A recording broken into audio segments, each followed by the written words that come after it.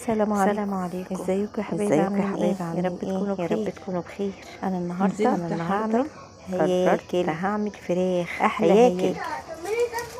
المكونات بتاعتها طبعا جبت ورق لوري، ملح، شوربة دجاج، فلفل اسمر، حبهان، مش فاتحه البتاع، وحطيتهم في الميه تغلي. طبعا انا مسكت الهياكل غسلتها كويس جدا، وجبت بصلايه وحطيتها في الميه. غسلت طبعا الهياكل، طبعا كلنا ما فيش حد ما بيعرفش يغسل الحاجات ديت، طبعا بالليمون والدقيق وملح مش هقول لكم ايه. مسكتها مرشتها، حطيت غلبي فيها، وحطيت الميه هي تغلي وفيها المكونات بتاعتي، التوابل بتاعتي، وهي الهياكل بتاعتي اللي انا غسلتها كويس. نزلت بيها في الميه،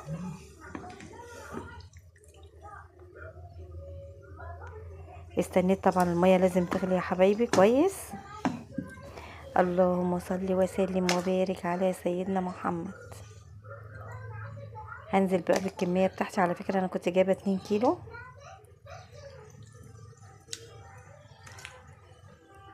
انزل بالكميه بتاعتي كلها. واللي ما اشتركش يا حبايبي في القناه يشترك في القناه. بسعد بيكم وبفرح جدا لانه انتوا عيلتي التانية. هنا حطيت الهياكل بتاعتي بقى لحد الميه ما استوت الهياكل. لازم كنت انا محتاجه الشوربه بتاعتها يا حبايبي، فكنت جايبه كيس ملوخيه وحطيته.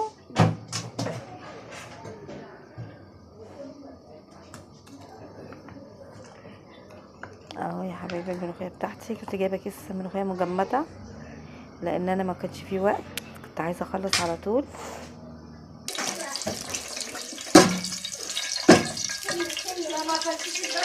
اسكت. انا بقول لكم انا اللي حصل معايا. انا حطيت السمنه في الحله وشويه زيت، وكان كميتي هعمل رز بالشعريه. جبت يا حبايبي بطرمان لسان العصفور، فكرت الشعريه ورحت حطاه، ببص لقيته ده لسان عصفور. بعد ما دلقت، طب هعمل ايه؟ شلت طبعا الحله وحطيتها في التلاجة، ونزلت بحله تانية وجبت الشعريه تاني وعملت تكررت اعمل تاني. وهنا الهياكل بتاعتي اهي بعد ما استوت. تعالوا بقى شوفوا الخطوه التانية ولا التالتة. نزلت بكميه حبه دقيق، يجي نص كوبايه دقيق، وهنزل بالتوابل بتاعتي يا قلبي. طبعا التوابل بابريكا وملح وفلفل وكزبره ناشفه وفلفل اسمر. بصي كل اللي تحبيه حطيه. بصوا هنا بعد ما خلصت، بصوا الطعامه والحلاوه. ايه رايكم؟ بصوا القرمشه والحلاوه. مش هقول لكم على ريحتها وطعمها. جربوها وابعتوا يا ريتكم تقولولي. واللي عايزني اعمل اي حاجه انا مستعده اعملها له.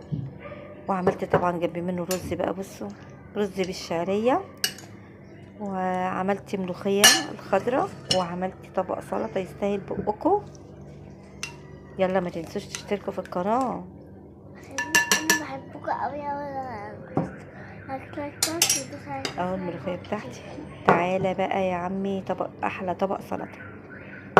بصوا ياه، الاكله حلوه قوي.